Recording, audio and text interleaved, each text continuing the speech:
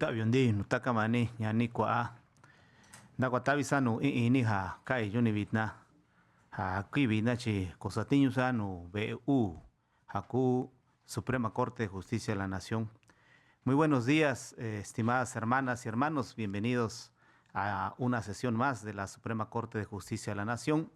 Esta ocasión vamos a sesionar en la sede alterna del Pleno de la Corte, porque esta mañana tuvimos la oportunidad de acudir a el informe que rindió el Tribunal de Disciplina Judicial del Poder Judicial de la Federación. Muy buenos días, estimadas ministras, estimados ministros, gracias por su presencia. Vamos a desahogar la sesión pública programada para este día. Se inicia la sesión. Señor secretario, dé cuenta de los temas del día de hoy.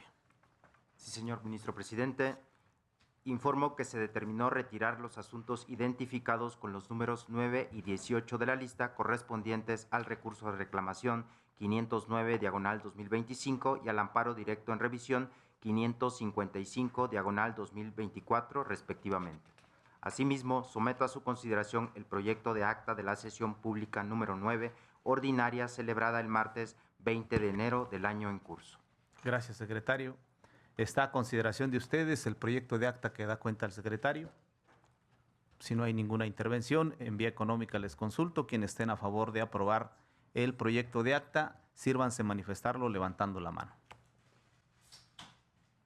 Unanimidad de votos, señor ministro presidente. Gracias, secretario. Procedemos ahora a desahogar los asuntos listados para esta sesión pública. Dé cuenta de ello, secretario, por favor.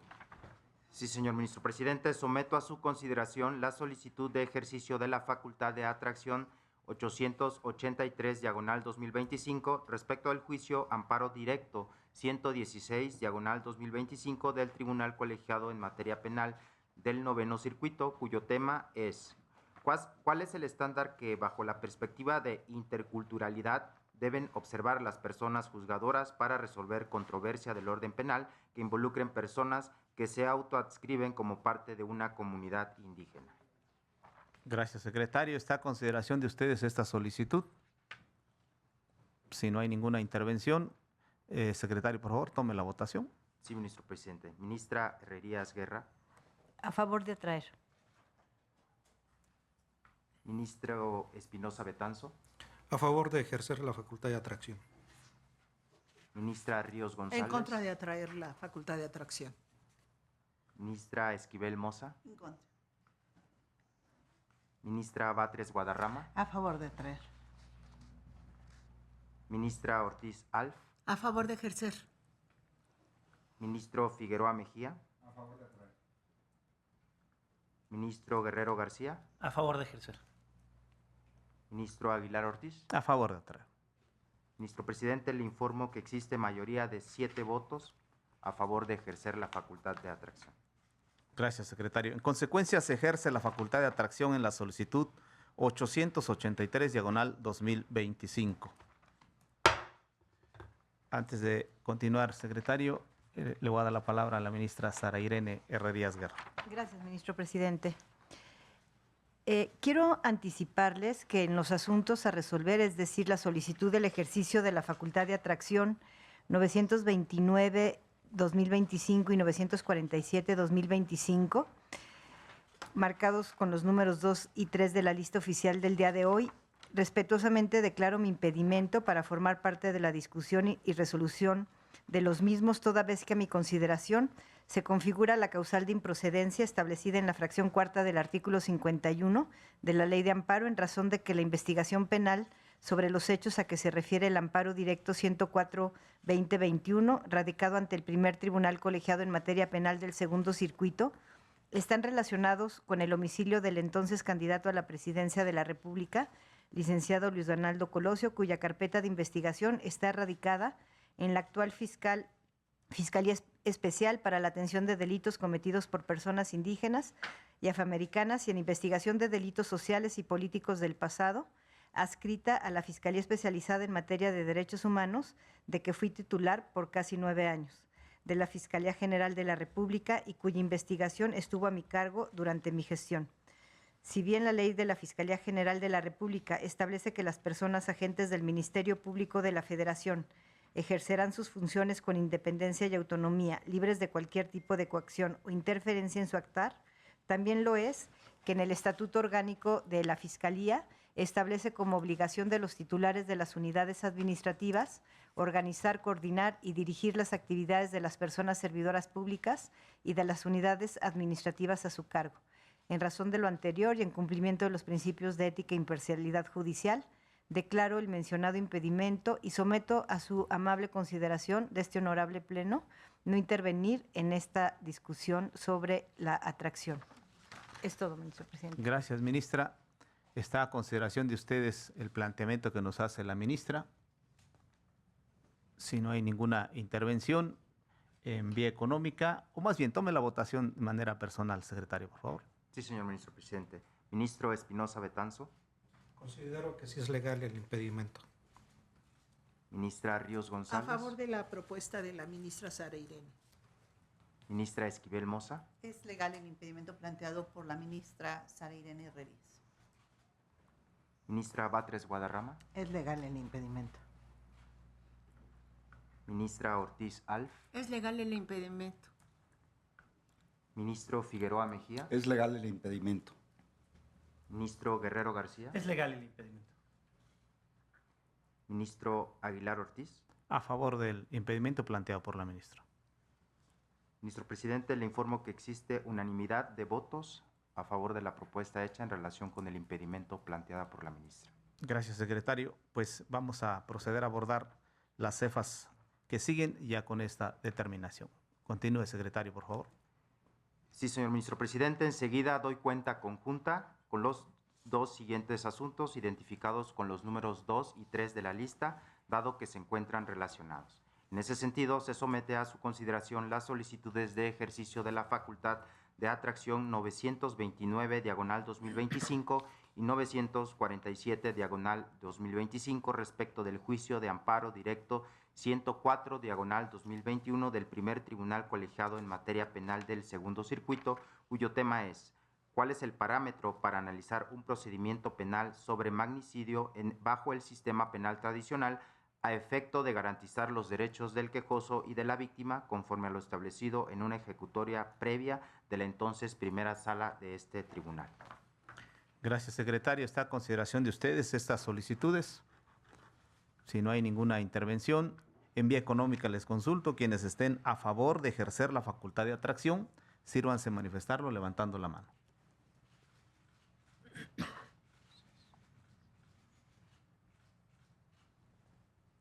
Sí, ministro presidente, existe mayoría de 6 votos a favor de ejercer la facultad de atracción de estos dos asuntos. Gracias, secretario. En consecuencia, se ejerce la facultad de atracción en las solicitudes 929/2025 y 947/2025. Vamos a pasar ahora a el apartado de asuntos sin estudio de fondo. Por favor, secretario. No, perdón, antes de pasar a abordar los asuntos, tiene la palabra ministra Loretta Ortiz. Gracias, ministro presidente. Como es del conocimiento de este Tribunal Pleno, el día de hoy están listados en los proyectos relativos a los impedimentos 48/2025 y 55/2025, con los números 31 y 32 en la lista, que están a cargo de la ministra Sara Irene Herrerías Guerra y del ministro Irving Espinosa Betanzo, respectivamente, donde se resolverán 2 impedimentos planteados para que no conozca de los asuntos correspondientes. Estos fueron formulados por la parte recurrente en diversos recursos de revisión y por la Fiscalía Especial de Investigación de Delitos Cometidos por Personas Indígenas y Afromexicanas y en Investigación de Delitos Sociales y Políticos del Pasado, dependiente de la Fiscalía Especializada en Materia de Derechos Humanos de la Fiscalía General de la República, para conocer de las solicitudes de ejercicio de facultad de atracción 440/2025 a 445/2025 y 1642/2024. Toda vez que se tratan de asuntos relacionados con su servidora, pediría a este alto tribunal que me permitieran abstenerme de participar en la discusión y votación de los mismos. Es cuanto. Gracias, ministra. Está a consideración de ustedes este impedimento que está expresando la ministra. Si no hay ninguna intervención, en vía económica les consulto. Quienes estén a favor del impedimento que ha expresado la ministra, sírvanse manifestarlo levantando la mano. Unanimidad de votos, ministro presidente. Sí, perdón, nada más aclarando que lo que propone es abstenerse, ¿no? O sea, que es una abstención, ¿no? Que es válida. Sí, son impedimentos que se refieren a su persona. Se está declarando impedida de debatir votar. y votar su propio impedimento. Yo creo que es correcto. Gracias, ministra. Tiene la palabra ministra Yasmín Esquivel. Gracias, muy amable ministro presidente. ¿Cómo es de su conocimiento este Tribunal Pleno? En este recurso de reclamación que vamos a ver el día de hoy, con el número 553-2025, se impugna el acuerdo del presidente de este alto tribunal por el que se desechó un impedimento formulado para el efecto de que la de la voz no sea ponente ni participe en el amparo directo 5/2025. Efectivamente, el expediente de amparo directo me fue turnado para la formulación de un proyecto de sentencia a fin de ponerlo a consideración de este honorable pleno de la Suprema Corte de Justicia de la Nación.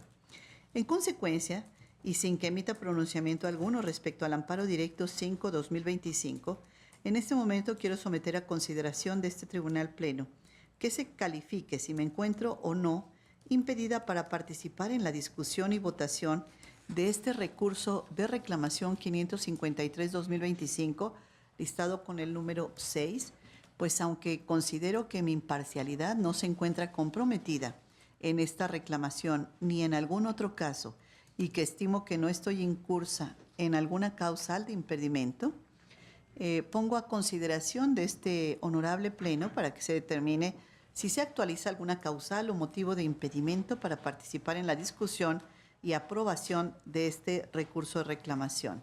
Gracias, ministro presidente.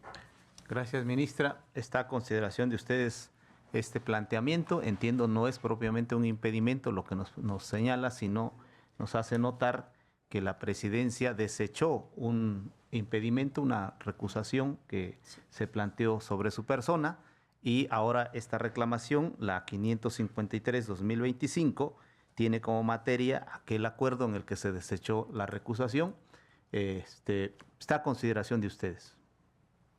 Si no hay ninguna intervención, en vía económica les consulto. Quienes estén a favor de declarar en su caso impedida a la ministra Yasmín Esquivel de conocer este recurso de reclamación, sírvanse manifestarlo levantando la mano.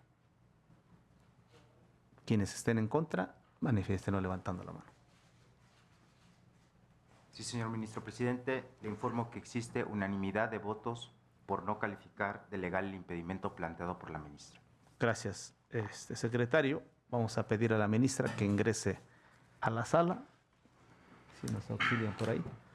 Muchísimas gracias.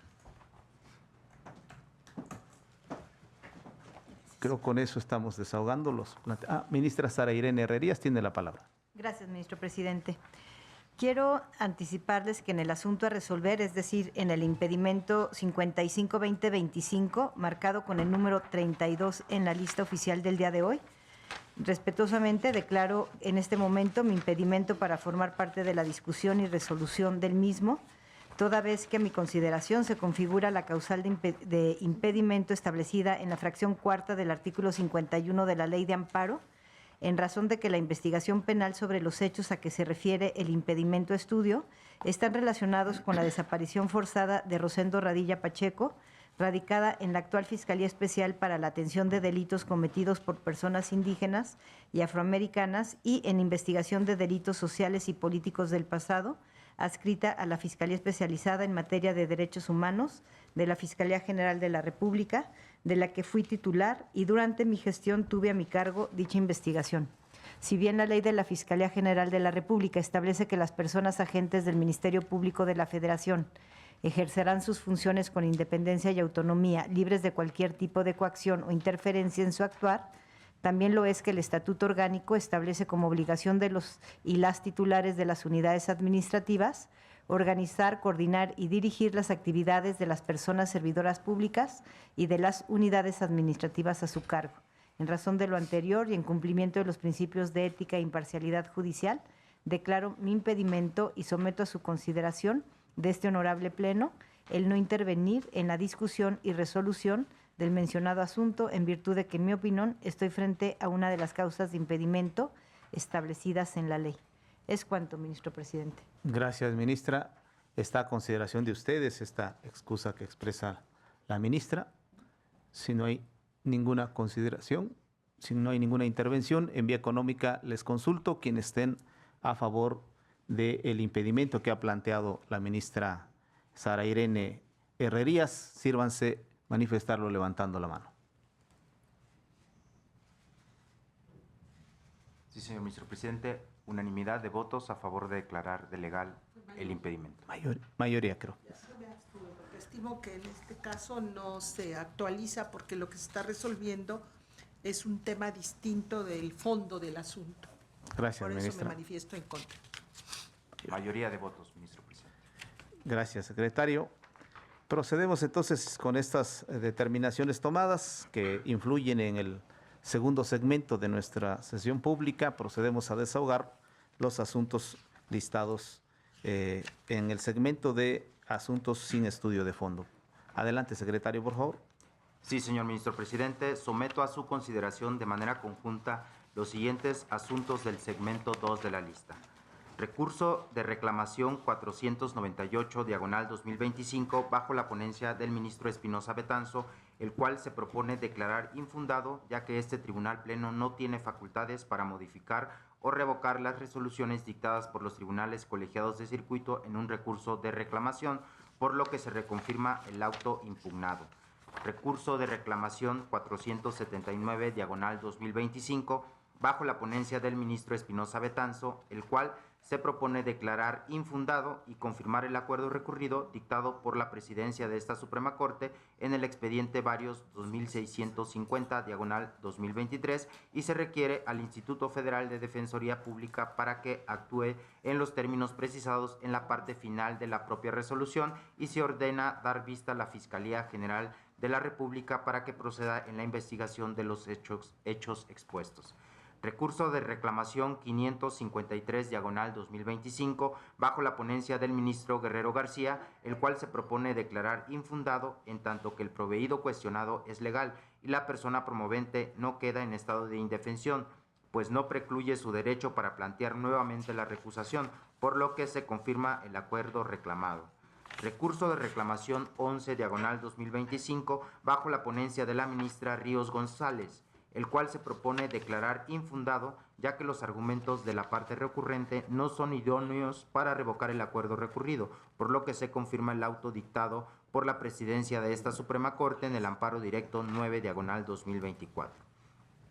Recurso de reclamación 512/2025 bajo la ponencia del ministro Figueroa Mejía, el cual se propone desechar por notoria improcedencia y dejar firme el acuerdo recurrido dictado por la presidencia de esta Suprema Corte en el amparo directo en revisión 5494/2025.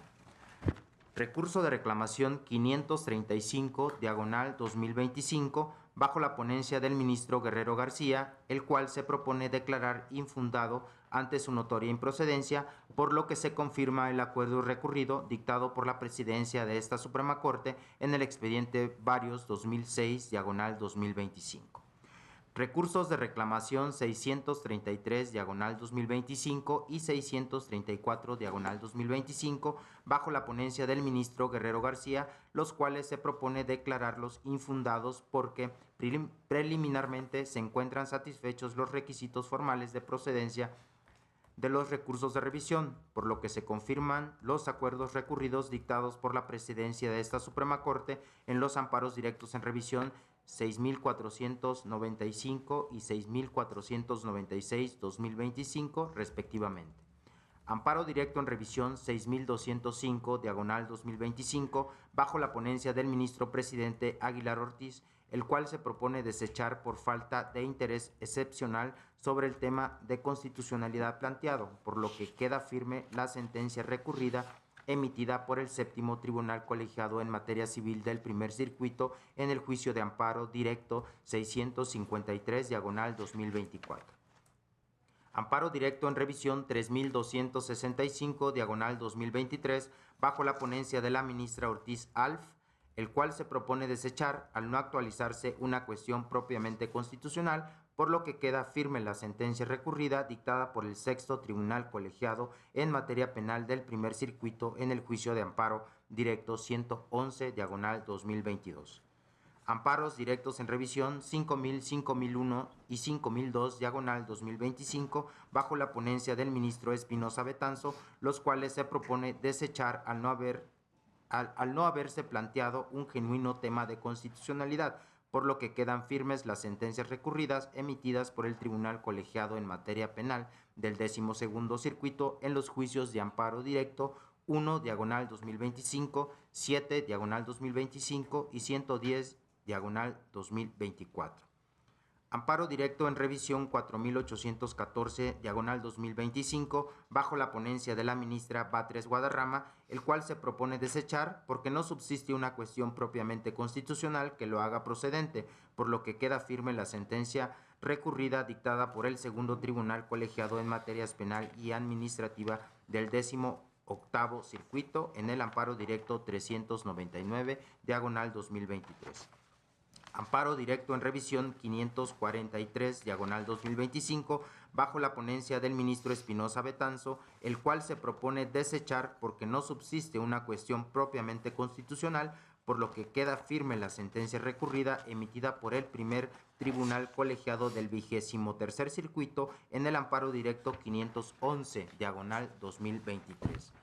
Amparo directo en revisión 2871/2025 bajo la ponencia del ministro Espinosa Betanzo, el cual se propone desechar porque no subsiste una cuestión propiamente constitucional que lo haga procedente, por lo que queda firme la sentencia recurrida dictada por el 16º Tribunal Colegiado en Materia Civil del Primer Circuito en el amparo directo 450/2024. Amparo directo en revisión 914/2025 bajo la ponencia de la ministra Batres Guadarrama, el cual se propone desechar porque no subsiste una cuestión propiamente constitucional que lo haga procedente, por lo que queda firme la sentencia recurrida dictada por el primer Tribunal Colegiado en Materia Penal del Primer Circuito en el amparo directo 82/2024.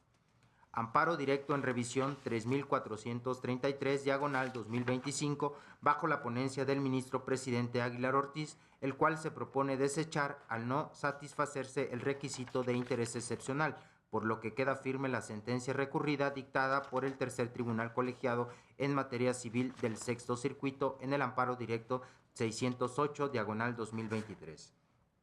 Amparo en revisión 806/2023 bajo la ponencia de la ministra Ortiz Alf, en el cual se propone revocar la resolución emitida por el Juzgado Sexto de Distrito en el Estado de Baja California en el amparo indirecto 964/2021 y sobreseer en el juicio, porque si bien subsiste el acto reclamado relativo a la imposición de la medida cautelar de prisión preventiva oficiosa, no surtiría algún efecto la eventual declaratoria de inconstitucionalidad de su aplicación en el caso, dado el estado de suspensión en que se encuentra el procedimiento penal al haberse declarado el quejoso sustraído de la justicia. Se informa que sobre este asunto, que mediante acuerdo presidencial de 5 de enero del año en curso se dio vista a la parte quejosa en términos de lo previsto en el artículo 64 de la Ley de Amparo, en la inteligencia de que el respectivo plazo de 3 días ha transcurrido y no se recibió promoción alguna. Amparo en revisión 53/2023 bajo la ponencia de la ministra Ortiz Alf, en el cual se propone revocar la resolución dictada por el Juzgado Primero de Distrito del Centro Auxiliar de la Primera Región en el amparo indirecto 434/2020 y en consecuencia sobreseer en el juicio en razón de que, por una parte, la recurrente no acreditó ser titular de un interés jurídico o legítimo para impugnar las normas en cuestión y, por otra parte, las normas ya fueron expulsadas del orden jurídico nacional al resolverse la acción de inconstitucionalidad 130/2019 y su acumulada. Sobre este asunto se informa que, mediante acuerdo presidencial de 28 de noviembre de 2025, se dio vista a la parte quejosa en términos de lo previsto en el artículo 64 de la Ley de Amparo, en la inteligencia de que el respectivo plazo de 3 días transcurrió sin que se haya recibido promoción alguna. Amparo en revisión 320/2025, bajo la ponencia del ministro presidente Aguilar Ortiz, en el cual se propone modificar la resolución dictada por el juez 13º de distrito en el Estado de México en el amparo indirecto 914/2022 y, en consecuencia, sobreseer en el juicio respecto del artículo 10 de la Ley General de Títulos y Operaciones de Crédito, porque no se advirtió ningún acto de aplicación, por lo que se reserva jurisdicción al Tribunal Colegiado del Conocimiento para los efectos precisados en esta resolución. Sobre este asunto se informa también que, mediante acuerdo presidencial de 5 de enero del año en curso, se dio vista a la parte quejosa en términos de lo previsto en el artículo 64 de la Ley de Amparo, en la inteligencia de que el respectivo plazo transcurrió y no se recibió promoción alguna. Contradicción de criterios 62/2024 bajo la ponencia de la ministra Ortiz Alf, la cual propone declararlo sin materia en razón de que la cuestión planteada ha sido resuelta por la entonces primera sala mediante los amparos directos en revisión 5.472/2024 y 6.080/2024.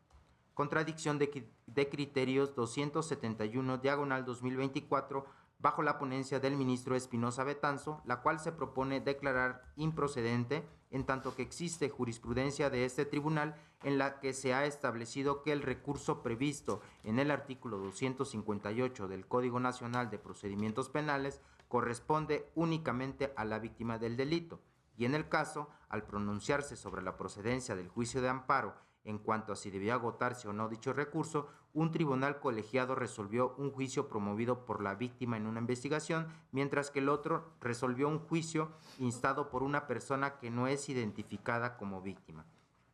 Contradicción de criterios 128/2025 bajo la ponencia del ministro Espinosa Betanzo, la cual se propone declarar inexistente, ya que los órganos contendientes analizaron diversos momentos procesales, uno ante la suspensión definitiva y otro ante la suspensión provisional, para pronunciarse sobre el señalamiento de la audiencia de juicio oral fuera de los parámetros del artículo 349 del Código Nacional de Procedimientos Penales.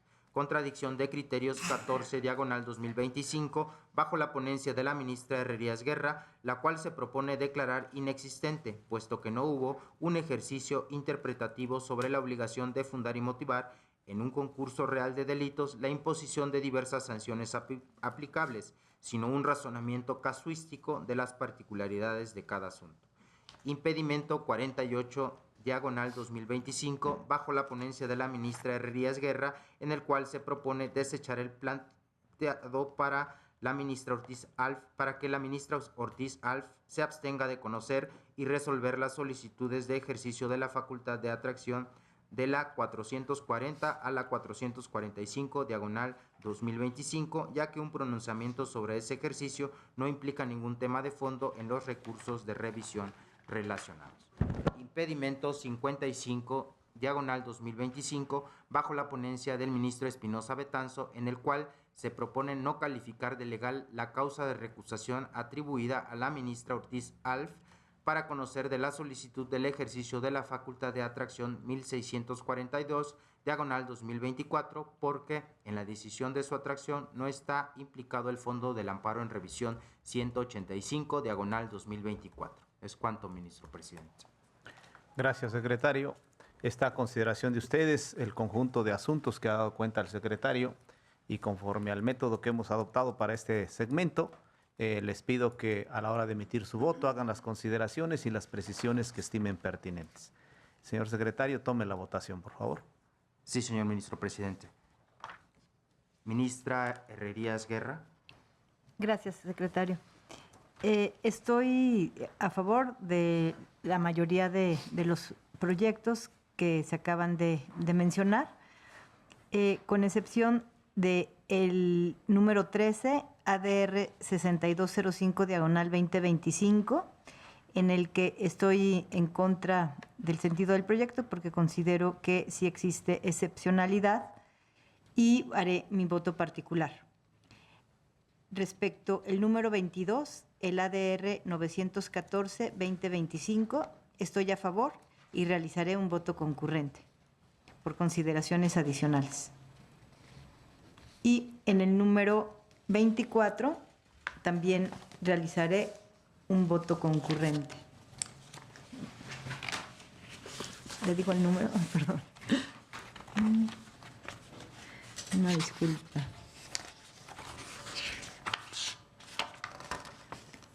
/2023, amparo en revisión.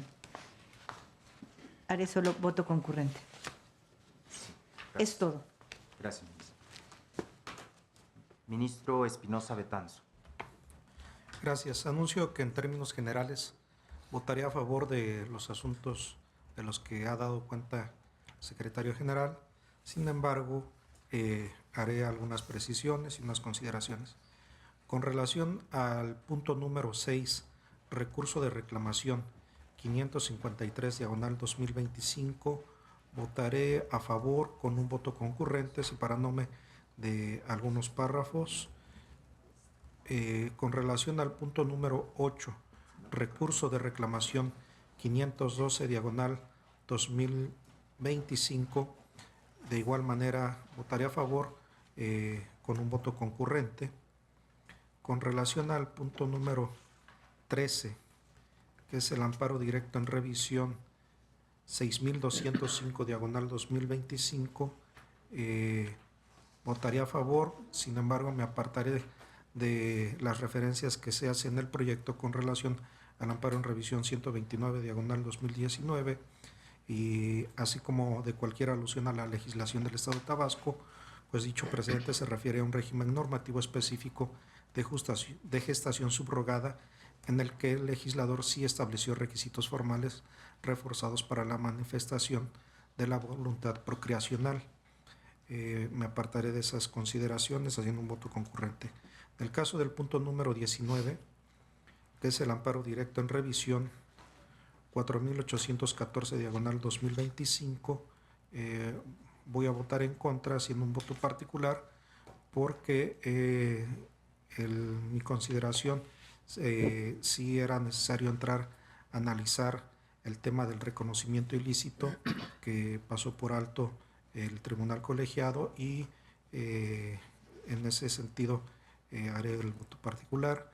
Con relación al punto número 22, el amparo directo en revisión 914/2025, votaré en contra con un voto particular porque en mi consideración el proyecto no analiza el tema de constitucionalidad que fue planteado por el quejoso en su demanda de amparo, en concreto revisar la constitucionalidad del artículo 259 del Código Nacional de Procedimientos Penales, que regula la incorporación de los medios de prueba en el juicio oral del sistema acusatorio. Esto en sintonía a un amparo directo en revisión 1078/2025, en el cual ya expresé señalamientos de carácter semejante. Luego, con relación al amparo en revisión 53/2023, votaré a favor con un voto concurrente, apartándome de algunas consideraciones y sobre todo porque considero que se actualiza una causal de improcedencia distinta a la señalada en el proyecto. Y finalmente, con relación al amparo en revisión marcado con el número 26, que es el amparo 320/2025, votaré en contra con un voto particular porque en mi consideración el quejoso sí tiene interés legítimo. Es cuanto, ministro presidente. Gracias, ministro.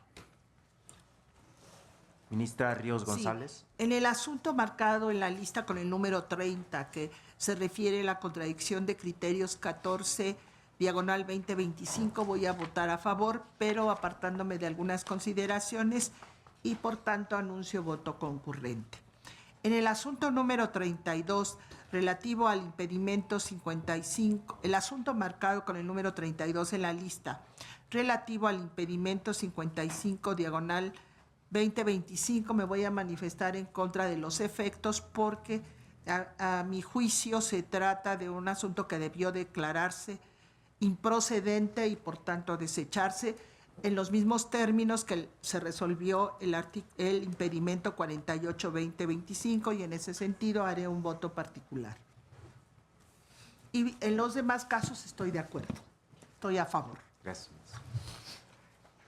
Ministra Esquivel Moza. Gracias. Con relación a los asuntos que se ha dado cuenta, estoy a favor con las siguientes precisiones. Consecutivo número 6, recurso de reclamación 553-2025, planteé mi impedimento y ya ha sido resuelto.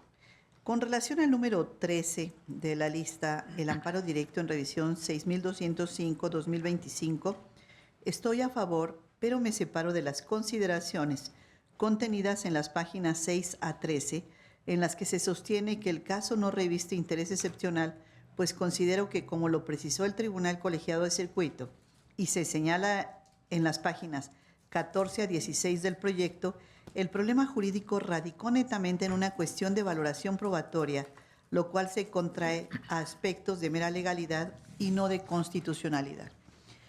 Con relación al consecutivo 19, que es el amparo directo en revisión 4814-2025, estoy a favor, pero me separo de la calificación que se hace de los agravios contenida en los párrafos 28 y 32, pues ello es innecesario, en tanto el desechamiento del recurso obedece a que no subsiste un tema de constitucionalidad.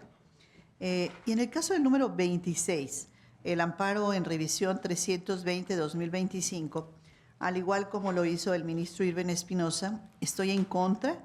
En mi concepto no se actualiza la causa de imprecedencia prevista en el propuesta, inclusive en el proyecto, respecto al artículo 10 de la Ley General de Títulos y Operaciones de Crédito, ya que esa norma no condiciona a que quien suscribe un título de crédito en nombre de otro sin facultades se le imponga la obligación de pago a título personal mediante resolución judicial, pues basta que exista una afectación consistente en la obligación de pagar, como ocurrió en el caso, y por ello considero que debe realizarse un estudio de fondo en la norma reclamada.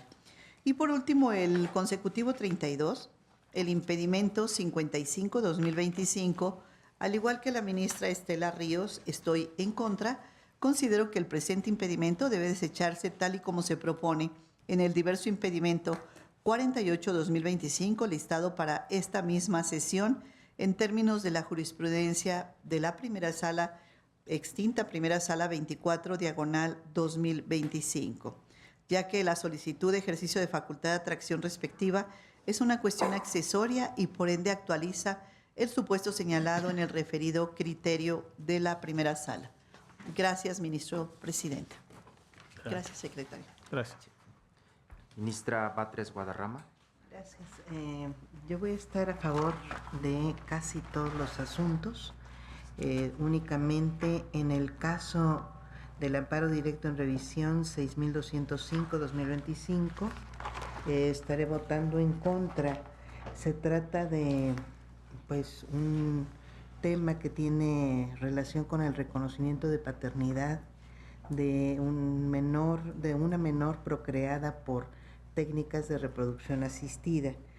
Creo que este tema que implica el nacimiento y crecimiento de personas no está totalmente resuelto en nuestra legislación vigente, aun y cuando se han emitido diversas jurisprudencias que atienden fundamentalmente al tema del consentimiento. Sin embargo, creo que es un tema muy delicado porque en el derecho mexicano no se permite el comercio de este tipo de células genéticas y hay diversos temas, el consentimiento mismo que es el que tiene que ver este tema, pero hay temas como el uso de los gametos por los laboratorios que se encargan de estas labores, la indemnización o compensaciones que se solicitan, la misma paternidad y la posibilidad de renuncia a esa paternidad,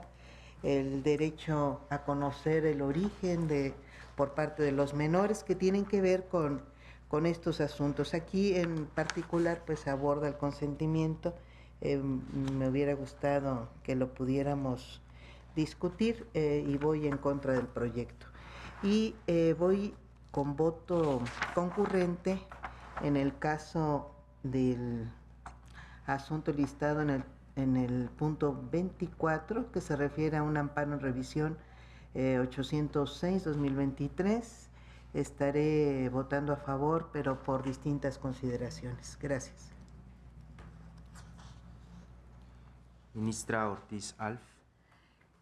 Votaré la mayoría de los asuntos a favor y en los siguientes que voy a precisar, con votos concurrentes o en contra.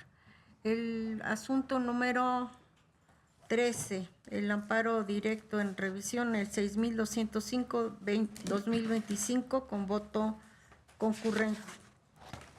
El asunto 19, amparo directo en revisión 4814-2025 en contra, con un voto particular.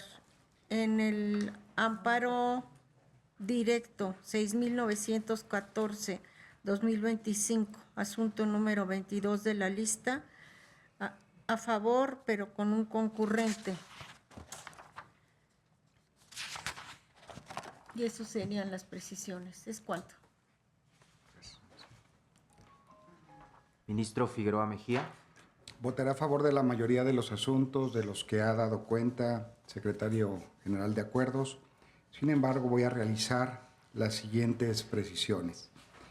Por lo que corresponde al ADR 6205, diagonal 2025, listado con el número 13, votaré en contra debido a que considero que sí hay un planteamiento genuino de constitucionalidad consistente en la voluntad procreacional reconocida en el artículo 4º constitucional. En los asuntos listados con los números 15, 16 y 17, que corresponden a los ADR 5000, 5001 y 5002, todos del 2025, que se encuentran relacionados, votaré también en contra, pues considero que el recurso de revisión es procedente porque en los asuntos persiste un tema de constitucionalidad que es de interés o debería de ser de interés para este pleno. Finalmente, en cuanto al impedimento 55, diagonal 2025, listado con el número 32, voy a votar a favor.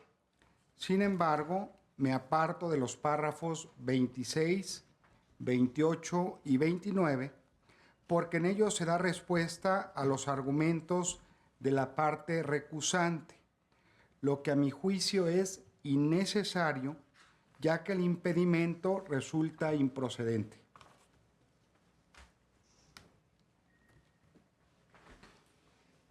Ministro Guerrero García. Muchas gracias. Muchas gracias. Voy a votar a favor de los proyectos de los cuales se ha dado cuenta, únicamente en contra del listado en el número 14, que es el ADR 3265 diagonal 2023. Asimismo, voy a presentar voto en contra en el enlistado en el número 29, que es la contradicción 128 diagonal 2025. Muchas gracias. Ministro Aguilar Ortiz. Estoy a favor de la mayoría de los proyectos. Voy a emitir un voto particular en los amparos directo en revisión 5000, 5001 y 5002, diagonal 2025, numerados que aparecen en la lista oficial en los números 15, 16 y 17. Desde mi perspectiva, sí existe interés excepcional en estos asuntos, todos ellos relacionados, porque tiene que ver con las pruebas obtenidas con violación a derechos fundamentales. Creo que de la lectura de la demanda se puede desprender la confusión para arribar a una conclusión contraria, porque no confronta directamente los hechos con alguna norma constitucional, sino refiere el quejoso que si de la interpretación que se realiza podría devenir esta inconstitucionalidad. Sin embargo, pues sí se desprende que la causa de pedir es este planteamiento de la valoración de pruebas obtenidas con violación a derechos humanos. De igual manera, en el asunto listado con el número 20, un voto particular en el amparo directo en revisión 543-2025. Desde mi perspectiva, es un asunto que nos puede permitir fijar el estándar de prueba cuando no declara un menor. Este es un caso que involucra a un menor que a la hora que se recaba su testimonio no puede declarar por las circunstancias y seguramente también por el hecho delictuoso, y se toma la declaración por conducto de sus padres o de su padre.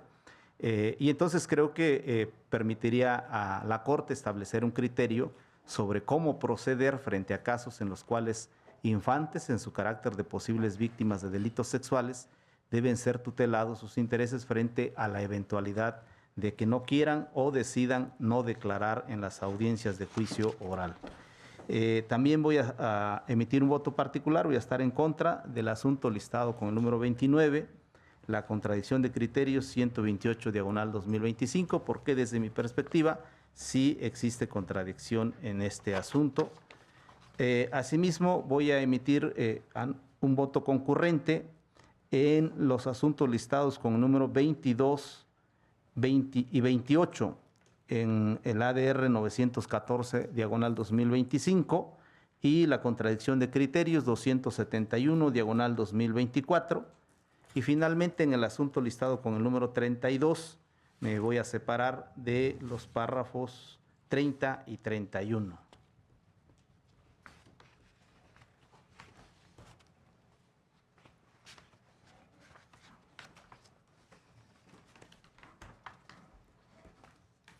Sí, ministro presidente, me permito informarle que en términos generales existe unanimidad de votos a favor de los asuntos con los que se dio cuenta en este segmento, con las salvedades que expresaron cada una de las ministras y los ministros de esta Suprema Corte y el anuncio de los votos concurrentes y particulares a que hicieron alusión, y mayoría de votos respecto de los que están listados a continuación. Asunto número 13, amparo directo en revisión 6205/2025. Asunto número 14, amparo directo en revisión 3265/2023. Asunto número 15, amparo directo en revisión 5000/2025. Asunto número 16, amparo directo en revisión 5001/2025. Asunto número 17, amparo directo en revisión 5002/2025. Asunto número 19, amparo directo en revisión 4814/2025. Asunto número 20, amparo directo en revisión 543/2025. Asunto número 22, amparo directo en revisión 914/2025. Asunto número 26, amparo en revisión 320/2025.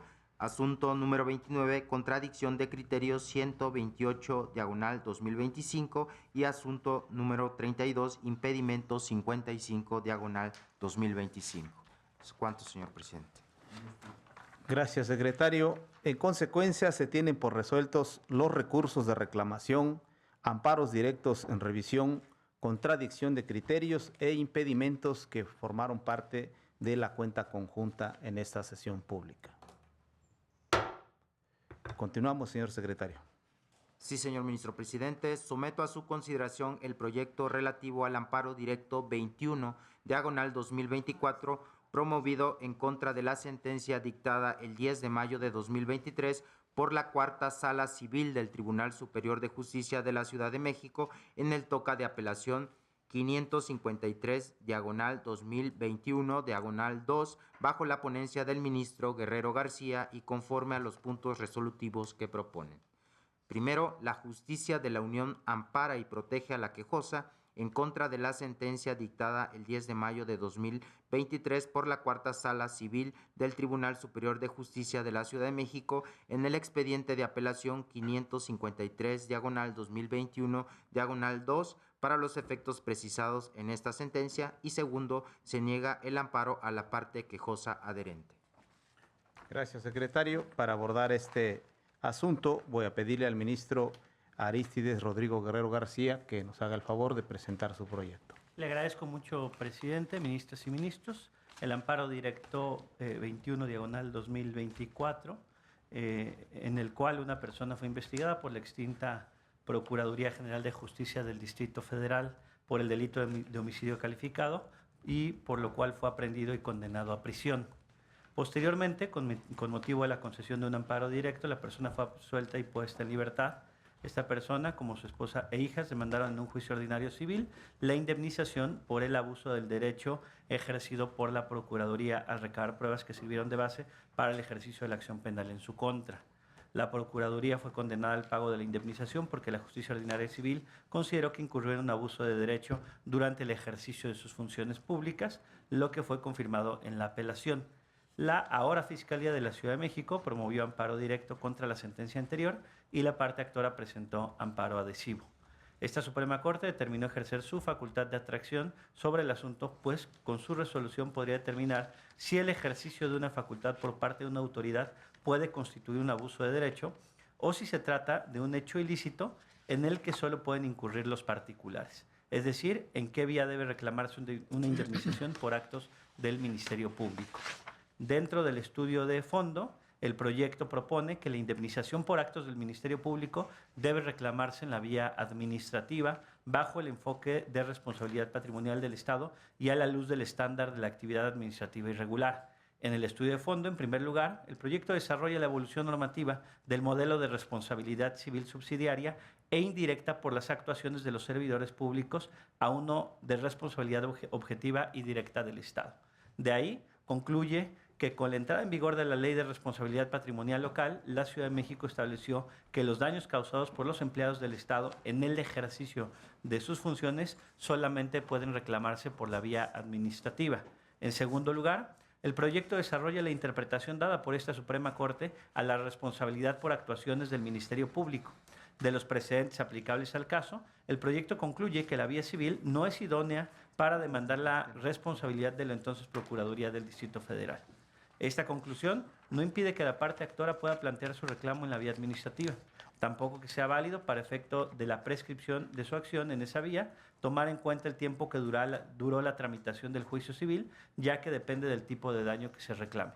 Incluso se propone declarar que las actuaciones y diligencias probatorias del juicio civil tendrán plena eficacia en el procedimiento administrativo que llegue a promoverse.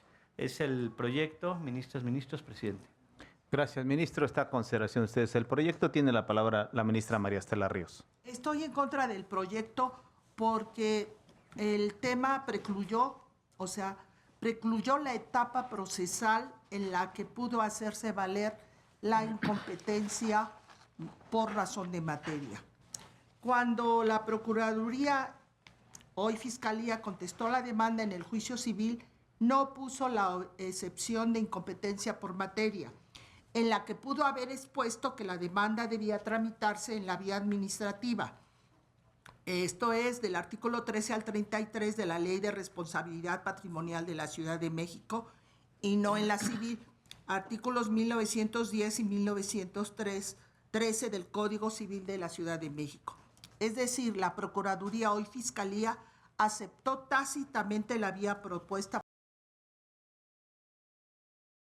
Al respecto, la primera sala ha determinado que los órganos jurisdiccionales no pueden ignorar presupuestos procesales que han adquirido la naturaleza de cosa juzgada, como lo es la competencia. Determinar lo contrario afectaría el principio de seguridad jurídica. En ese sentido, resulta aplicable la jurisprudencia de rubro improcedencia de la vía. Al analizarla, los órganos jurisdiccionales no pueden ignorar presupuestos procesales que han adquirido la naturaleza de cosa juzgada, como es la competencia. Por otro lado, no obstante que los capítulos 3 y 4 de la Ley de Responsabilidad Patrimonial de la Ciudad de México establecen el procedimiento administrativo mediante el cual se tramitan las peticiones de particulares para obtener una indemnización, Al resolver el amparo directo en revisión 5281-2021, este alto tribunal afirmó que es posible acudir a distintas vías para obtener diversas prestaciones que permitan complementar la reparación del daño y llegar a una justa indemnización, como a continuación se cita.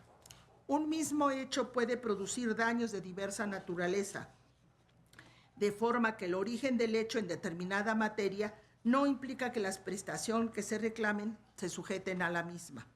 En atención a la naturaleza de los daños, se puede analizar un mismo hecho dañoso a la luz de diversas materias, de forma que es posible el ejercicio de una acción en determinada vía sin que se excluya otra automáticamente y sin que se entienda una duplicidad de condenas ni que se juzga un mismo caso 2 veces o más.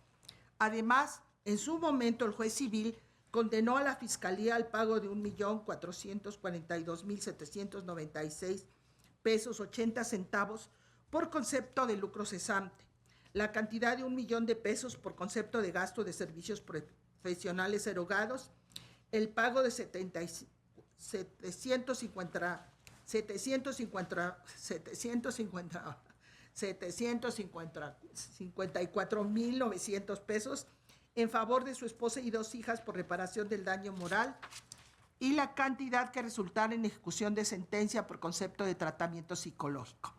Dicha condena fue confirmada por la sala en el recurso de apelación. Al respecto, si tuviese que iniciar el procedimiento por la vía administrativa, se perdería la condena favorable que obtuvo por vía civil. De igual manera, no pasa inadvertido que el proyecto haya señalado que en el caso la improcedencia de la vía civil no puede traducirse en se vea impedido para plantear su reclamo en la vía administrativa o que se configure la prescripción de su acción esa vía, pues ello depende del tipo de daño que se reclame. Sin embargo, le corresponderá a la Fiscalía oponer la prescripción en el procedimiento administrativo, pues no es un pronunciamiento que pueda emitir este alto tribunal. Finalmente, respecto del amparo adhesivo, estoy a favor de conceder la protección de la justicia a la parte quejosa adherente. Gracias, ministra. ¿Alguien más en el uso de la palabra? Ministra Loretta, tiene la palabra. En este asunto acompañaré el estudio del proyecto, sin embargo, estimo necesario formular algunas precisiones y consideraciones adicionales. Coincido en que la vía civil no es el cauce adecuado para reclamar daños derivados del ejercicio de funciones del Ministerio Público como institución. Ello porque desde la reforma constitucional del 2002, el constituyente expresó la firme intención de avanzar en el reconocimiento del derecho de quienes resulten afectados por una responsabilidad objetiva extracontractual derivada de la actuación irregular del Estado, para ser resarcidos a través de un procedimiento específico autónomo y dotado de principios propios, el cual es único, idóneo cuando la pretensión se dirige contra una institución pública y no contra los servidores públicos individualizados. Además, considero importante destacar un aspecto que incidió particularmente en este asunto, la utilización de la figura del abuso del derecho para calificar la actuación de la entonces Procuraduría. Desde mi perspectiva, dicha figura pertenece al derecho civil y presupone el ejercicio indebido de un derecho subjetivo. Sin embargo, las autoridades no son titulares de derechos, sino que ejercen atribuciones sometidas a principios como el de legalidad. Por esa razón, su actuación no puede examinarse a partir de la institución del abuso del derecho, sino exclusivamente bajo los parámetros de actividad administrativa regular o irregular que rigen el régimen constitucional de la responsabilidad patrimonial del Estado. Ahora bien, por otra parte, si bien comparto plenamente que la improcedencia de la vía civil no impide al actor acudir a la vía administrativa y que tampoco puede considerarse prescrito ese derecho, con el debido respeto no comparto la conclusión contenida en el párrafo 87 del proyecto respecto a la convalidación automática y total de las actuaciones practicadas en el juicio civil. Si bien compartiría, atendiendo a los principios de acceso a la justicia y de tutela efectiva, resulta plausible permitir que las actuaciones previas sean consideradas en el procedimiento administrativo, estimo que no puede convalidarse de manera automática el alcance probatorio que estas actuaciones tuvieron en sede civil por dos razones fundamentales. Primero, porque ello podría resultar contrario a la autonomía del procedimiento administrativo de responsabilidad patrimonial y eventualmente a la libertad valorativa de los órganos jurisdiccionales que llegarán a conocer del asunto. Y segundo, porque el proceso civil se estructuró sobre categorías y estándares como la figura del abuso del derecho, que no necesariamente son compatibles con el modelo constitucional y objetivo de la responsabilidad patrimonial del Estado. Trasladar sin matiz su valoración probatoria podría introducir elementos ajenos a la lógica propia del régimen administrativo. Por estas razones, aunque acompaño el sentido del proyecto, me separo de la conclusión que atribuye automáticamente eficacia probatoria plena a las actuaciones civiles, considerando que su valoración debe realizarse conforme a las reglas, finalidades y parámetros propios del procedimiento administrativo correspondiente. De ahí que mi voto en este apartado será a favor, con las precisiones que he efectuado. Es cuanto, ministro presidente. Gracias, ministra. Si no hay nadie más en el uso de la palabra, ministra Yasmín. Perdón, sí, antes estaba el ministro Irving Espinosa. Adelante, ministro Irving. Gracias, ministro presidente. Adelanto que votaré a favor del presente proyecto. Sin embargo, de igual manera que la ministra Loretta Ortiz, me apartaré y considero que particularmente en los efectos señalados en el párrafo 96, inciso C, en el cual se señala que se declare que en el procedimiento administrativo que llegue a promover el reclamante se deberán reconocer como válidas las actuaciones realizadas en la vía civil. Esto, sin lugar a dudas, dejaría sin operancia la vía administrativa, porque hay que recordar que en el caso de la Ciudad de México, desde el 21 de octubre de 2008, se expidió la Ley de Responsabilidad Patrimonial del Distrito Federal y en sus artículos 23 y 30 se regula dicho procedimiento y establece una mecánica procedimental distinta a la que se establece en la vía ordinaria civil, toda vez que en un primer momento tendría que acudirse ante la dependencia que se considera que cometió la actividad administrativa irregular para reclamar precisamente la responsabilidad patrimonial de la Ciudad de México, y en caso de no obtener una resolución favorable, entonces podría instar la vía administrativa ante el hoy Tribunal de Justicia Administrativa de la Ciudad de México. Entonces, sin lugar a dudas, el directamente obligar a las autoridades que son responsables de tramitar procedimiento de responsabilidad patrimonial en la Ciudad de México, retomando tal cual lo resuelto en la instancia civil, que en este caso es motivo de esta resolución que se pone a consideración de nosotros, pues dejaría fuera de cualquier actividad jurisdiccional, anularía en términos prácticos la competencia de la autoridad administrativa, ya sea propiamente que corresponda en el ámbito local, ya sea a la propia autoridad reclamante a la que se le reclama la responsabilidad o ante el propio Tribunal de Justicia Administrativa. Yo por esa consideración me apartaría de estos efectos. Es cuanto. Gracias, ministro. Tiene la palabra la ministra Yasmín Esquivel. Gracias, ministro presidente. En este amparo directo en revisión 21/2024, de manera respetuosa, yo no comparto el proyecto. Para apoyar su postura, la consulta se remite, entre otras, a las consideraciones del amparo directo 6/2016, resuelto por la extinta segunda sala como uno de los antecedentes en la materia que se analiza y el cual derivó en una tesis, que es la tesis en aquel entonces 2016, CX 2016, que al rubro señala: actividad administrativa irregular del Ministerio Público de la Federación no la constituye el hecho de que el órgano judicial emita una sentencia absolutoria en la causa penal.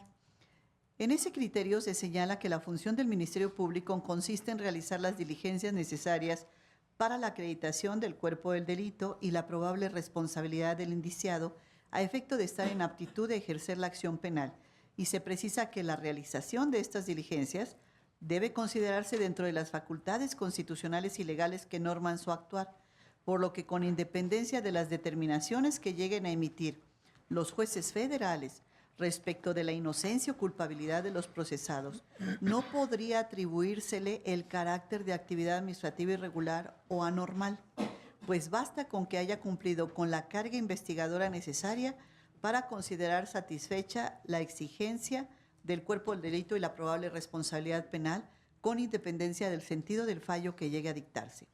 En esos términos, si la función del Ministerio Público no puede tener el carácter de actividad administrativa irregular, ello significa que no es posible atribuirle tal carácter a su desempeño y por consiguiente no resulta viable exigir a esa institución indemnización patrimonial alguna por esta causa. Por ello, no comparto la premisa del proyecto que se observa en la afirmación contenida en el párrafo 76 en cuanto sostiene que si bien en los precedentes comentados se analizaron actuaciones del Ministerio Público de la Federación, esta Suprema Corte advierte que la Ley de Responsabilidad Patrimonial del Distrito Federal es aplicable a la actividad administrativa irregular en que puede incurrir el Ministerio Público de la Ciudad de México, pues en mi concepto y en términos del criterio anteriormente referido, no es posible atribuir al Ministerio Público un actuar irregular en términos de la citada Ley de Responsabilidad Patrimonial. Es cuanto, ministro presidente. Gracias, ministra. Tiene la palabra la ministra María Estela Ríos. Insisto que sí debe tomarse en cuenta en qué etapa procesal del juicio civil del juicio pudo haberse hecho valer la excepción de incompetencia, porque dice, no es competente para conocer el juzgado civil de este tema. Y la oportunidad, el momento procesal oportuno ha precluido. Resulta que ahora que ya se resolvió una sentencia en un juzgado civil es cuando se hace valer la incompetencia. A mí me parece que eso es romper con los principios que operan en los procesos. Es desvirtuar la naturaleza de la figura de la preclusión. O sea, en cada etapa procesal se fija un término, un plazo y una oportunidad para oponer excepciones y para hacer valer y ofrecer pruebas. Cuando en este momento se pretende, ya una vez dictada una sentencia en un juicio civil que queda firme, resulta que ahora la Fiscalía viene a hacer valer que lo que debió de haber hecho, por donde debió de haberse instado este asunto, es por la vía administrativa.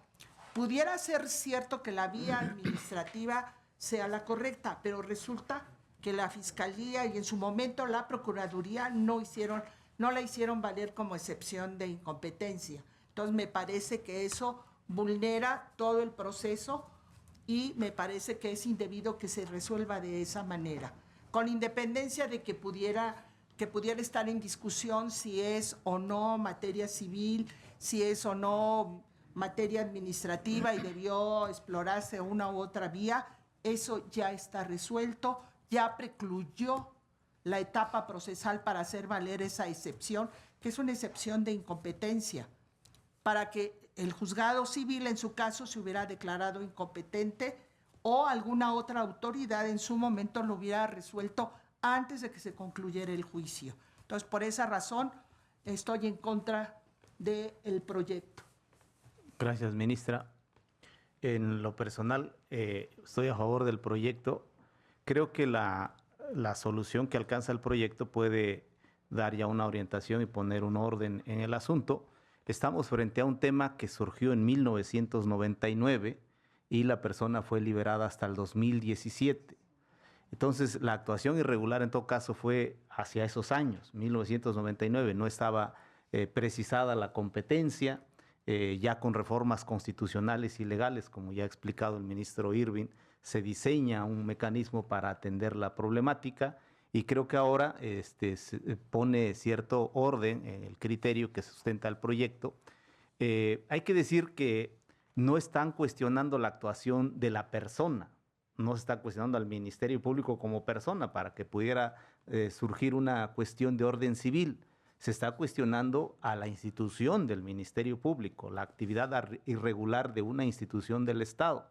Ya será materia del juicio natural determinar si existe esa responsabilidad o no ante autoridad competente. Y creo que la solución que se alcanza es una solución equilibrada porque tampoco se deja al aire la pretensión de la persona que se siente afectada, sino que se puede materializar su pretensión en la vía que se estima ahora correcta. Yo por estas razones voy a estar a favor del proyecto.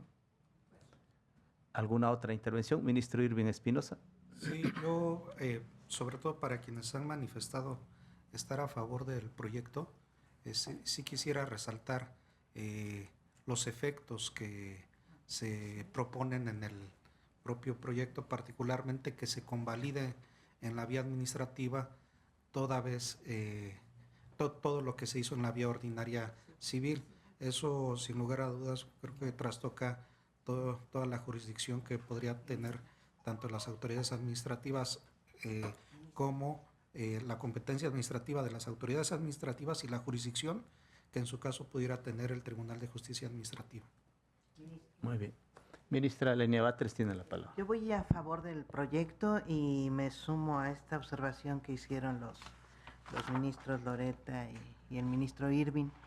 Creo que se está cuidando justamente el derecho de esta persona a reclamar pues una indemnización que se entiende tiene derecho porque hay una legislación posterior que se lo está permitiendo, pero efectivamente, se está resguardando con todo y los términos en los que puede actuar ya en la vía administrativa, pero creo que tienen razón, son de diferente naturaleza y ojalá lo considerara el propio ministro ponente. Creo que no se atendería en este caso la propia naturaleza administrativa si se queda en estos términos. Gracias. Gracias, ministra. ¿Alguna otra intervención? Entiendo yo que está el planteamiento del ministro Irving en efectos. Yo a lo mejor propondría que votemos la parte de fondo y ahorita podamos entrar a revisar los efectos. No he escuchado alguna intervención, digamos, en contra en la parte procesal. Podíamos obviar esa votación. No, pero la parte procesal, yo sí. Perdón, sí, tiene razón. Entonces vamos a hacer la votación de parte procesal, posteriormente la de fondo y finalmente entraríamos a análisis y votación de la parte de efectos. Si no hay ninguna otra intervención, vamos a proceder de esa manera. Sometamos a votación entonces las partes procesales del proyecto, por favor, secretario. Sí, señor ministro presidente. Ministra Herrerías Guerra. A favor. Ministra Espinosa Betanzo. A favor. Ministra Ríos González. En contra y haré voto particular. Ministra Esquivel Moza. En contra. Ministra Batres Guadarrama. A favor. Ministra Ortiz Alf. A favor. Ministro Figueroa Mejía. A favor. Ministro Guerrero García. A favor. Ministro Aguilar Ortiz. A favor. Ministro presidente, le informo que existe mayoría de 7 votos en relación con los apartados procesales del Gracias. proyecto. Gracias, secretario. Procedemos ahora a votar la parte de fondo, el estudio de fondo del proyecto, si no hubiera ninguna otra intervención. Adelante, secretario. Sí, señor ministro presidente. Ministra Herrerías Guerra. A favor. Ministro Espinosa Betanzo. A favor. Ministra Ríos González. En contra y haré voto particular. Ministra Esquivel Moza. En contra y con voto particular. Ministra Batres Guadarrama. A favor.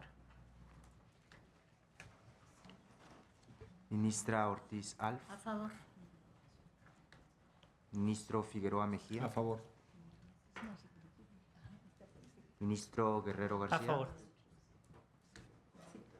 Ministro Aguilar Ortiz. A favor.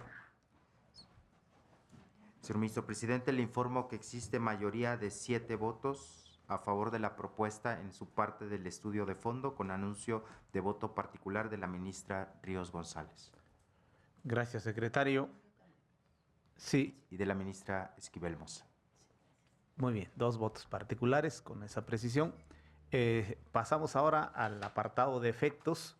Entiendo está la propuesta del ministro Irving Espinosa de eliminar, creo que es el inciso C del párrafo 96, el que le da validez automática a todas las actuaciones de la vía civil. ¿Es así, ministro Espinosa? Sí. Muy bien. ¿Alguna otra consideración sobre este asunto? Ministro Arístides Rodrigo tiene la palabra. Está vinculado con el párrafo 87, ese inciso C. Tal vez sería bueno votarlo y ya derivado de la votación, si se requiere realizar el ajuste, lo realizaré. Muy bien. ¿Hay alguna otra intervención sobre el apartado de efectos? Si no, ponemos a votación apartado de efectos. Muy bien. Entonces, procedamos, secretario, y les pido que a la hora de dar su voto hagan la precisión respecto de este inciso C. Ministra Herrerías Guerra. Sí, estoy a favor de que se elimine el inciso C relacionado con el párrafo 87.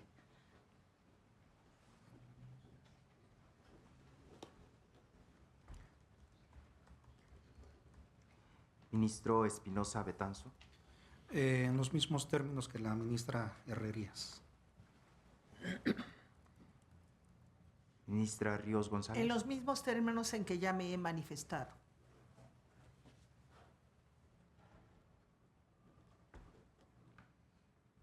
Ministra Esquivel Moza. En contra de cualquier efecto.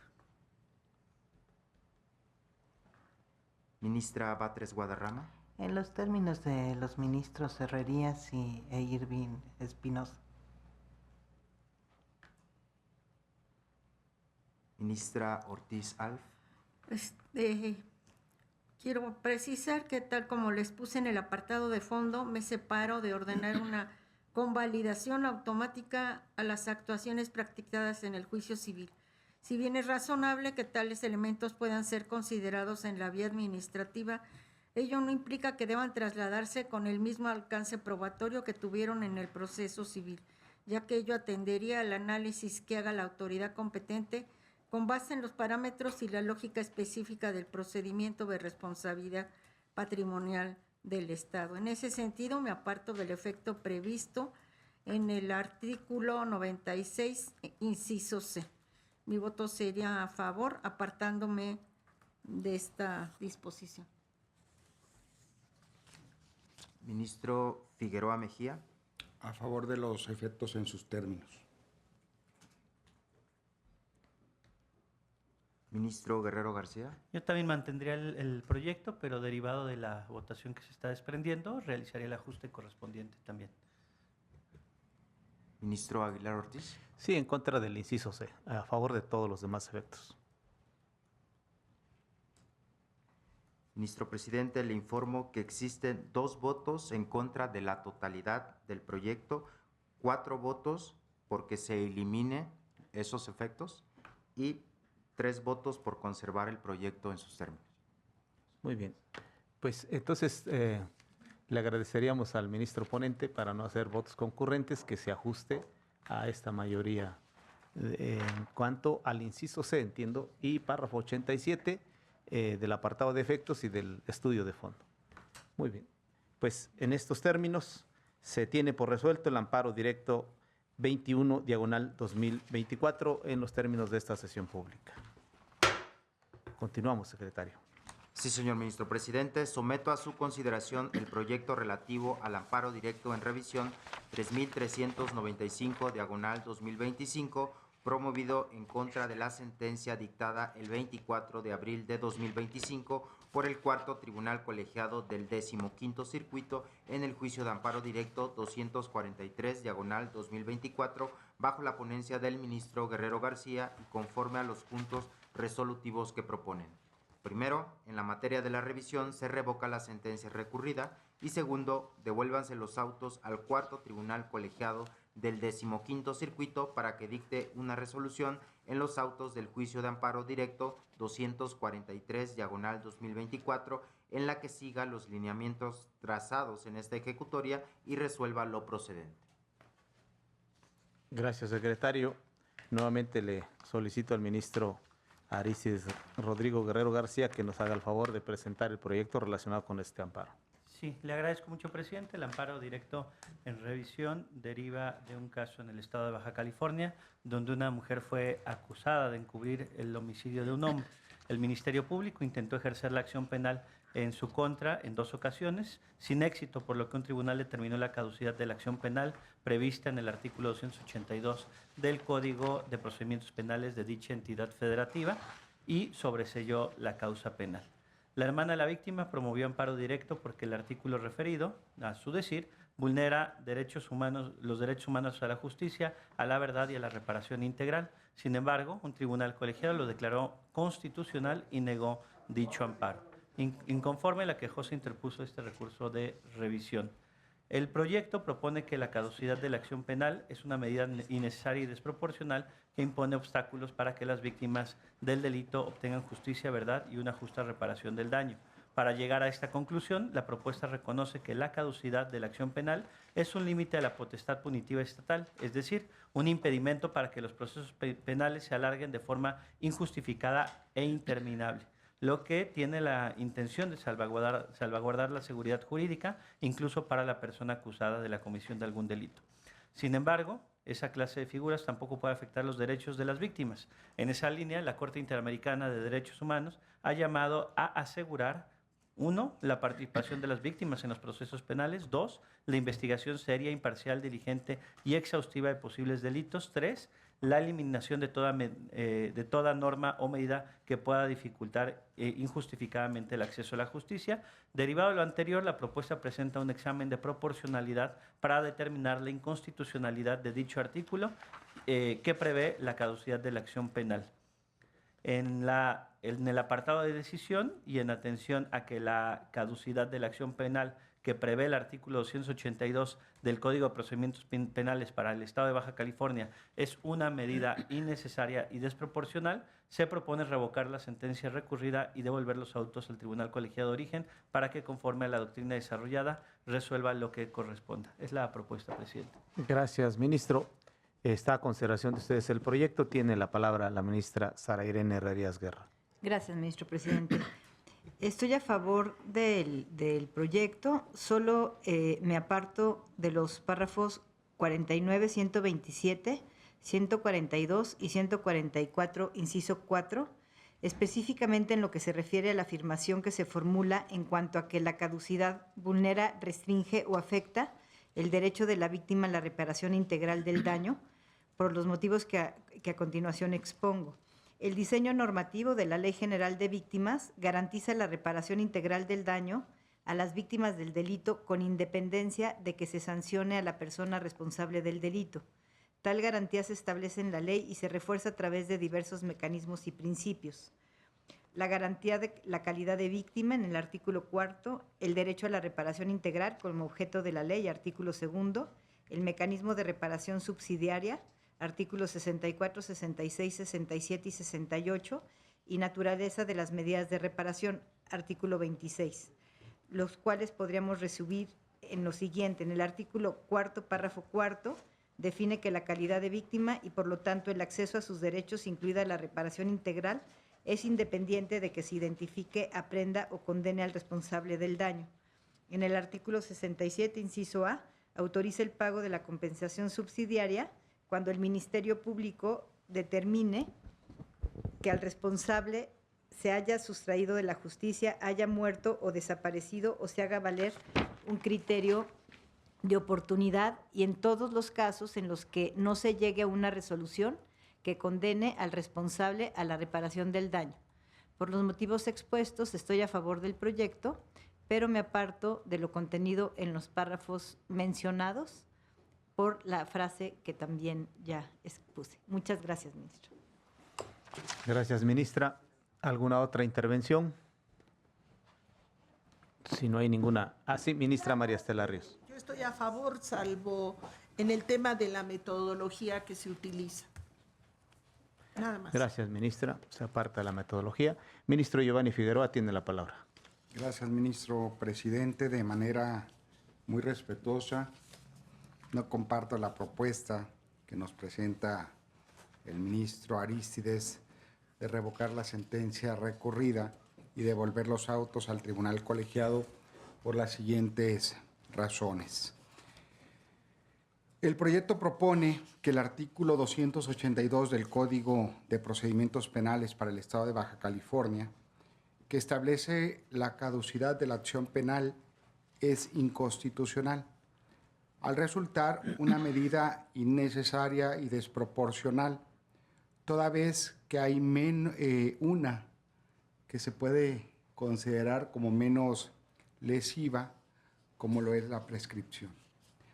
Esta figura jurídica sustenta la propuesta, cumple con los fines de evitar procesos indefinidos y promover investigaciones diligentes, sin lesionar tanto los derechos de las víctimas a tener justicia, llegar a la verdad y conseguir la reparación del daño.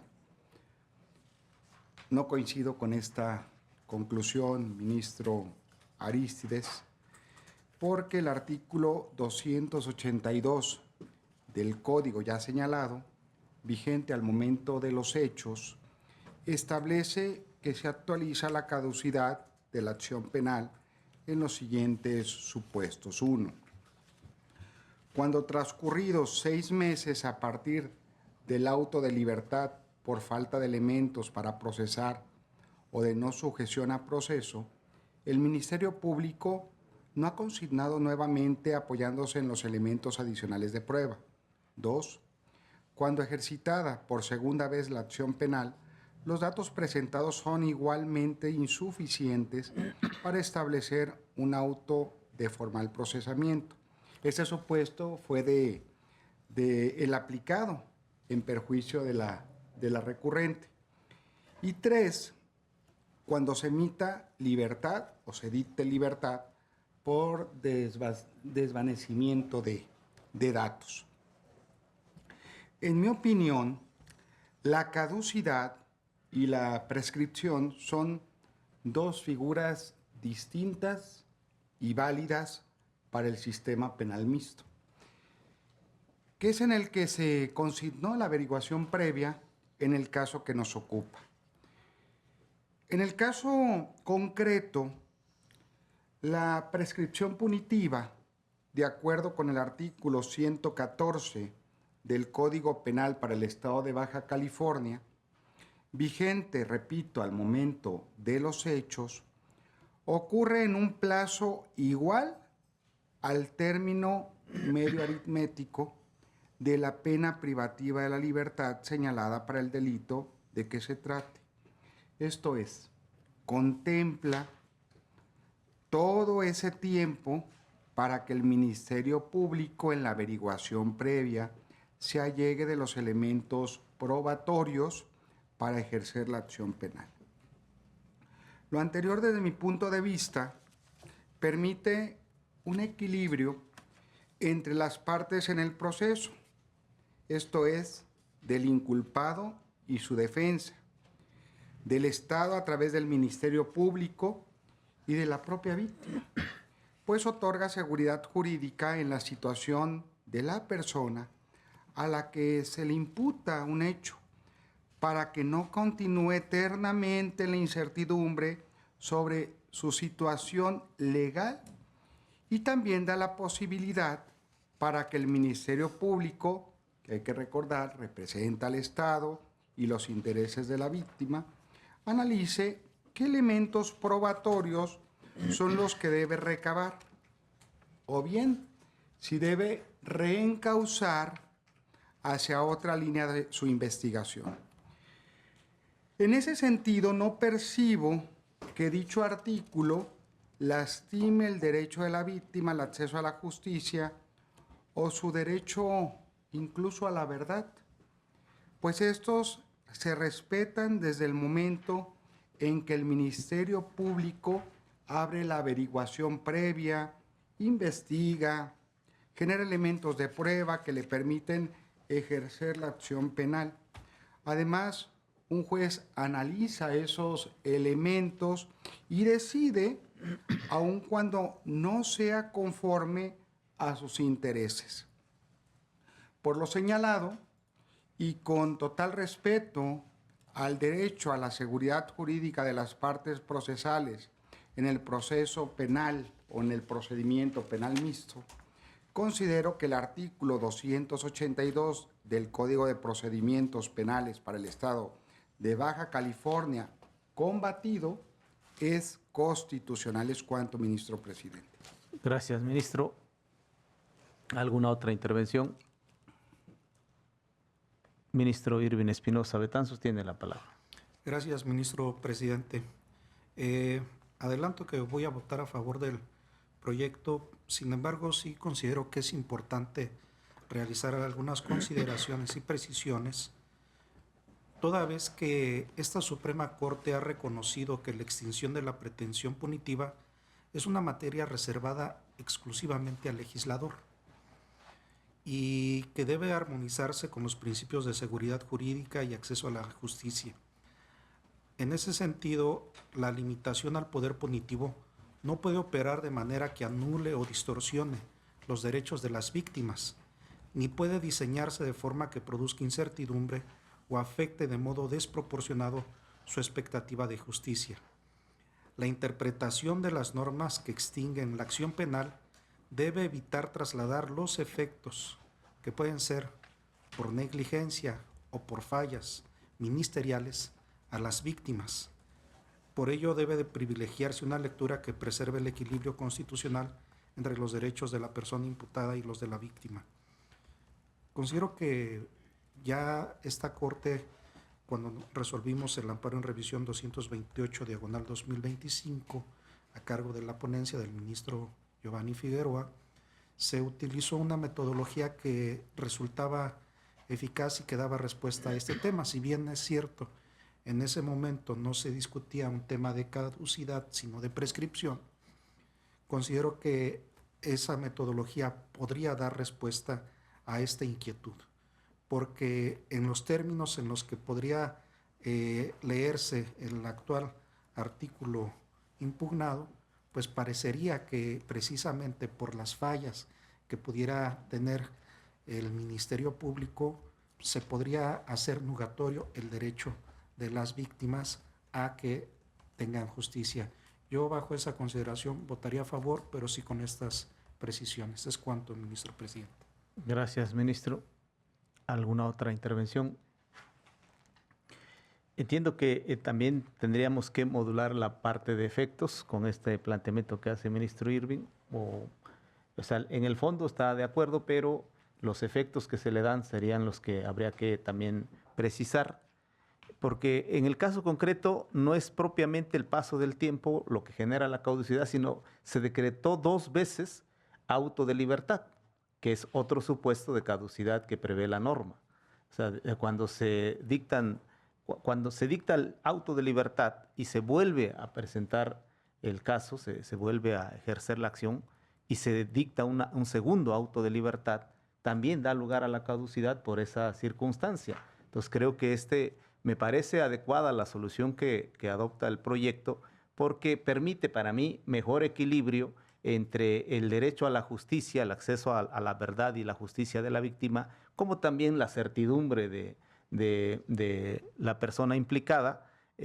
No se puede dejar abierto el plazo, se adopta el plazo de la prescripción, me parece una salida equilibrada, pero en el caso concreto la situación es distinta porque no obedece al tiempo, sino a que hay 2 autos de libertad, ¿no?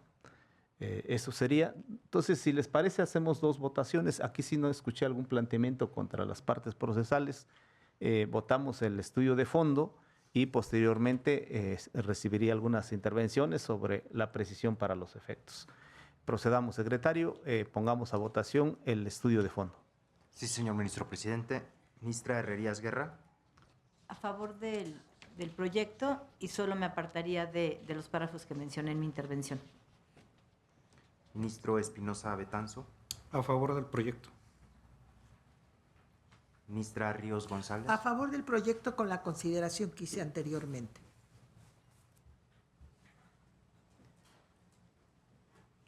Ministra Esquivel Moza. Con el proyecto y con voto concurrente. Ministra Batres Guadarrama. Con el proyecto y me separo de la metodología.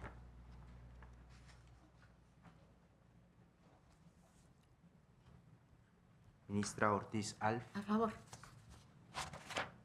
Ministro Figueroa Mejía. En contra, con voto particular. Ministro Guerrero García. A favor del proyecto. Ministro Aguilar Ortiz. A favor del proyecto. Señor Ministro Presidente, le informo que existe una mayoría de 8 votos a favor de la propuesta del proyecto en su estudio de fondo, con anuncio de voto concurrente de la ministra Esquivel Moza, voto particular del ministro Figueroa Mejía, y la ministra Ríos González y la ministra Batres Guadarrama se apartan de la metodología utilizada en el proyecto. Gracias. Voto concurrente de la ministra Herrerías Guerra. Gracias, secretario. Para el apartado de efectos, ¿alguna intervención o si nos puede precisar un poco más la propuesta, ministro Irving Espinosa? Sí, ministro presidente. Precisamente en el amparo en revisión 228 diagonal 2025, resuelto por la ponencia del ministro Giovanni Figueroa Mejía en la sesión del 15 de octubre de 2025, si bien, como lo dije directamente, no se trataba de un tema de caducidad, sino de prescripción, aquí la metodología lo hizo ver que el artículo 100 del Código Penal del Estado de México lo que tenía por objetivo era garantizar el derecho que tienen las personas víctimas del delito a obtener justicia.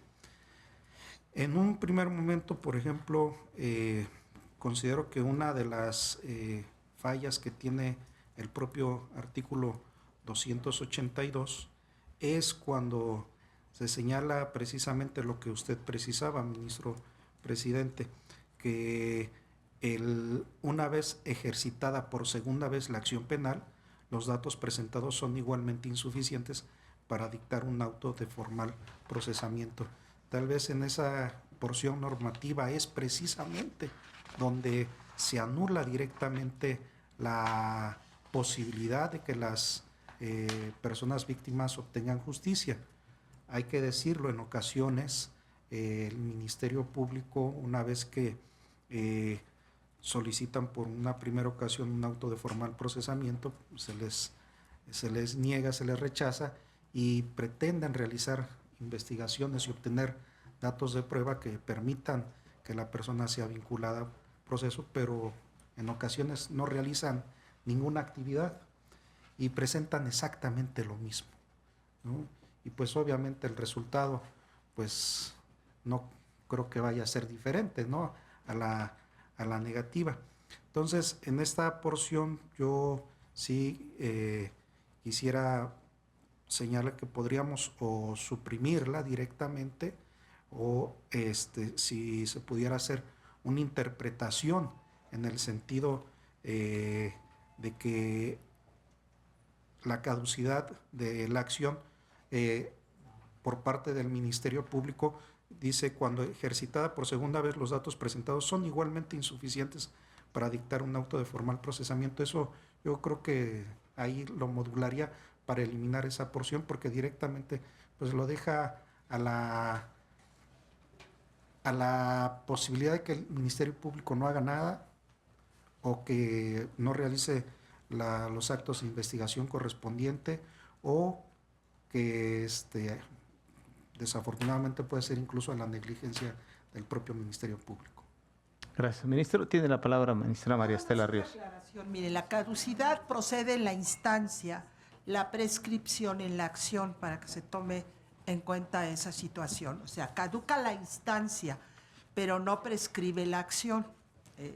Prescribe si no se ejerce en el plazo, pero la instancia caduca porque se dice no se logró el objetivo. Pero entonces no es que caduque la acción, caduca la instancia y prescribe la acción.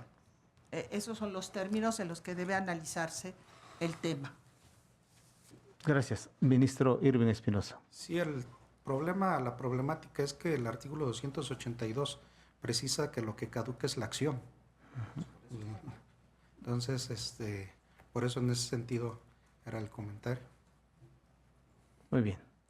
Ministro Aristis, ¿cómo ve la precisión para este apartado? Podríamos, si lo considera presidente y atento a la propuesta que es el ministro Irving, podríamos someterlo a votación, tal y cual está el proyecto, y de la misma manera en que se hizo en el proyecto anterior, si la mayoría opta por así hacerlo, no tendría ningún inconveniente en incorporarlo al proyecto. Muy bien. Procedamos en esos términos. Entonces, y también, aprovechando también la propuesta que nos hace la ministra Sara Irene, una vez que conocida, podríamos intentar matizar los párrafos a los que hace alusión y podría quedarse la reserva del voto concurrente en caso de que no logre matizarse tal y como se está solicitando. De acuerdo, gracias, ministro. Entonces queda solo la reserva. ¿Sí? Tomo nota. Muchas gracias, ministro. muy bien, muy bien. Agradecemos esa disposición porque tendríamos ya sentencias más robustas con incorporar las observaciones que se tienen. Procedamos entonces, secretario. Vamos a votar el apartado de efectos y hagan las precisiones o las consideraciones que estimen. Perdón, no tiene apartado de efectos, pero digamos, se abordan efectos en la resolución y eso es lo que plantea el ministro Irving, matizar. Procedamos con la propuesta del ministro Irving Espinosa o bien el proyecto en sus términos. Adelante, secretario, por favor. Sí, señor ministro presidente. Ministra Herrerías Guerra. A favor del proyecto. Ministro Espinosa Betanzo. En los términos que lo presenté, que hice la propuesta. A favor del proyecto en los términos que propone el ministro Arístides. Ministra Esquivel Moza. En los términos que se presenta el proyecto, toda vez que no trae apartado de efectos. Ministra Batres Guadarrama. Con el proyecto. Ministra Ortiz Alf. Con el proyecto, pero ajustando las consideraciones a las precisiones que manifesté en mi participación.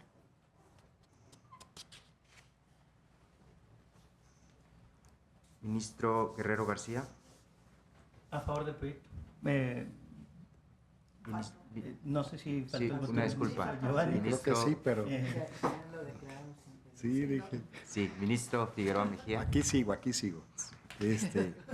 Entonces, con relación a la propuesta que nos hace el ministro Irving, con todo respeto, me parece que el precedente que mencionó, aun cuando haya sido de mi ponencia, no es coincidente con el supuesto que en este caso nos ocupa. Y en virtud de que mi voto en cuanto al fondo del asunto es por la constitucionalidad de la norma combatida y siendo congruente con ello, votaré en contra. Ministro Guerrero García. A favor del proyecto.